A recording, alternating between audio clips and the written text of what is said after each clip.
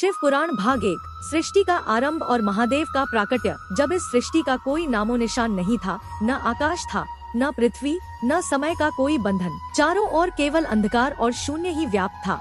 न दिन था, न रात, न कोई जीव, न कोई देव, बस एक अनंत, असीम, गहरा मौन। उसी शून्य में एक शक्ति थी जिसे ना देखा जा सकता था, ना समझा जा सकता था। वही शक्ति थी आदि अनादि परम तत्व, जो आगे चलकर भगवान शिव के रूप में प्रकट होने वाली थी। ब्रह्मा और विष्णु का उद्भव। समय के अनंत काल के बाद उस शून्य में एक हलचल हुई और उस हलचल से प्रकट हुए भगवान विष्णु। विष्णु जी क्षीर सागर में योग निद्रा में स्थित थे। उनके नाभि से एक कमल निकला और उस कमल पर प्रकट हुए ब्रह्मा जी। ब्रह्मा जी ने चारों ओर देखा, लेकिन उन्हें कुछ भी समझ नहीं आया कि वे कहाँ हैं और क्यों हैं। उन्होंने विष्णु जी से पूछा, आप कौन हैं? विष्णु जी ने उत्तर दिया, मैं इस सृष्टि का पालन करता हूँ।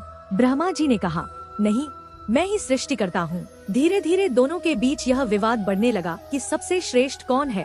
अहंकार और दिव्य ज्योति का प्रकट होना। जब यह विवाद अपने चरम पर पहुँचा, तभी अचानक उनके बीच एक अद्भुत प्रकाश स्तंभ, ज्योतिर्लिंग, प्रकट हुआ। वह प्रकाश इतना विशाल था कि उसका ना कोई आरंभ दिख रहा था, ना अंत। ब्रह्मा और विष्णु दोनों आश्चर्यचकित रह गए। उन्होंने तय किया, जो इस प्रकाश का अंत खोज लेगा वही श्रेष्ठ माना जाएगा। अंत की खोज ब्रह्मा और विष्णु का प्रयास। विष्णु जी ने वराह, सुअर का रूप धारण किया और नीचे की ओर उस ज्योति का अंत खोजने चले गए। वहीं ब्रह्मा जी ने हंस का रूप लिया और ऊपर की ओर उड़ चले।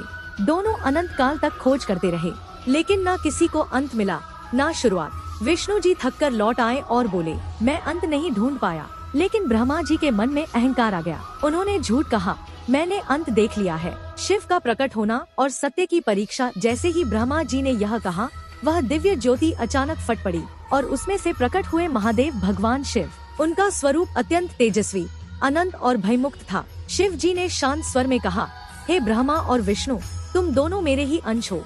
विष्णु जी ने तुरंत सिर झुका लिया और सत्य स्वीकार किया। लेकिन ब्रह्मा जी के झूठ से शिव क्रोधित हो गए। ब्रह्मा को श्राप और सत्य की स्थापना। भगवान शिव ने कहा, हे ब्रह्मा, तुमने असत्य कहा है, इसलिए तुम्हारी पूजा पृथ्वी पर नहीं होगी। तभी से ब्रह्मा जी के मंदिर बहुत कम हैं और विष्णु जी से प्रसन्न होकर शिव बोले, हे विष्णु, तुम सदा पूजनीय रहोगे। ज्योतिर्लिंग का महत्व। शिव ने बताया कि यह जो प्रकाश स्तंभ है वही ज्योतिर्लिंग है। यह सृष्टि के आदि और अंत का प्रतीक है।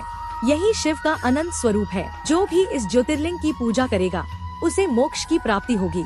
शिव सृष्टि के परम तत्व। भगवान शिव ने कहा, मैं ही सृष्टि का आरंभ हूँ और मैं ही अंत हूँ। जब कुछ नहीं था तब भी मैं था, और जब सब समाप्त हो जाएगा तब भी मैं ही रहूँगा। भक्ति का आरंभ। इस घटना के बाद ब्रह्मा और विष्णु दोनों ने शिव को अपना गुरु और परमेश्वर माना और तभी से सृष्टि में शिव भक्ति का आरंभ हुआ। पाठ 1 का संदेश। अहंकार विनाश का कारण है। सत्य ही सबसे बड़ी शक्ति है और भगवान शिव ही इस सृष्टि के परम तत्व हैं।